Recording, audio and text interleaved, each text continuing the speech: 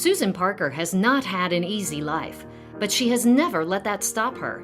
She grew up in Florida with her mother and an older brother, but was never told she had intellectual and developmental disabilities. Her mother died when she was 16 and she went into foster care. Eventually, she landed in Missouri, where over the next several years, in summary, she finished high school, worked in various jobs, spent 3 months in a psychiatric facility, and then became pregnant. Nothing in Susan's life has come easy. She's had to scratch and claw and fight and cry and try different methods. She's not willing to give up. She's a worker and she has a big heart. So you put all that combined, you have one hard-headed, stubborn, determined person that she's going to be successful one way or another. When she became pregnant, she went to her doctor first off to find, to verify that she was pregnant. And as soon as her doctor found out that she received services because she had a disability, the doctor stopped talking to her and started talking to her staff. And she did not feel that was right, which it wasn't. And so she automatically found a new doctor. And she has fought for those rights for other women like her, so they don't have to go through the same thing. She was, discredited as a person, as a mother, just because she has a disability. And I've seen her interact with her child, which is now 15. She's even been around my 10-year-old. And she's a phenomenal mother. She's better than some mothers that don't have disabilities. So just the stigma that she fought just because she had a disability, not even looking at her ability to be a mother, and just overcoming that stigma is huge. In 2007, when Susan became a mom, she refused to listen to those who said she should give up her baby. She fought hard to keep her son and ultimately won over the leaders at the state capitol by getting a law passed that allows parents with disabilities to get the supports they need to keep their children. Ensuring that people with disabilities women who had children who had disabilities would not have their children taken away. And also part of that bill was also about taking the R word out of the various policies and practices within the Department of Mental Health, and then also ensuring that we had the right types of accessible parking signage in the state of Missouri.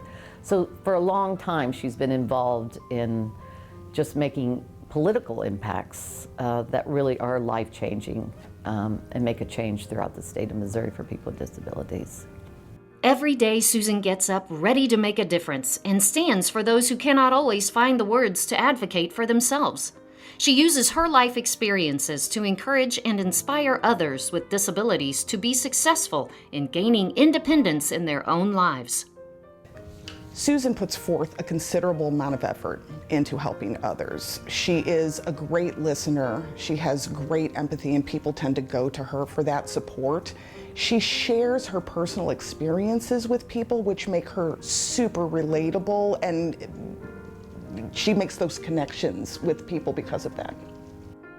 Susan will tell you herself that the lessons she has learned have been hard, but she continues to fight for herself and others to be treated with dignity and respect. In society, we have learned to make everything more comfortable for the other person. I learned to not jump up and down when I get excited. Not for me, but for you. I learned to keep my stemming down. Not for me, for you, because that's what's proper. I think if people looked at individuals with disabilities a little bit differently and just understand that we're just like you.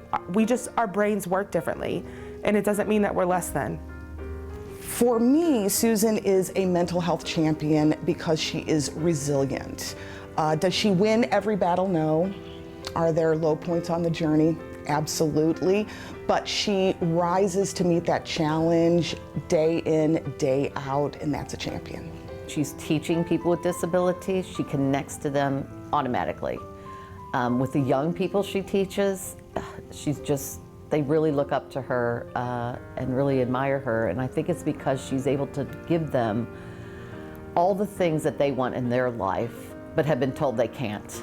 So being able to be married, to have a child, you know, to be in a loving relationship, to have a job, and then to also have a voice, to drive, you know, to do all those things that people aspire anyway in your life. But for young people with disabilities who have been told, you know, those are things they may not ever achieve, she's that person who can tell them, yes, you will.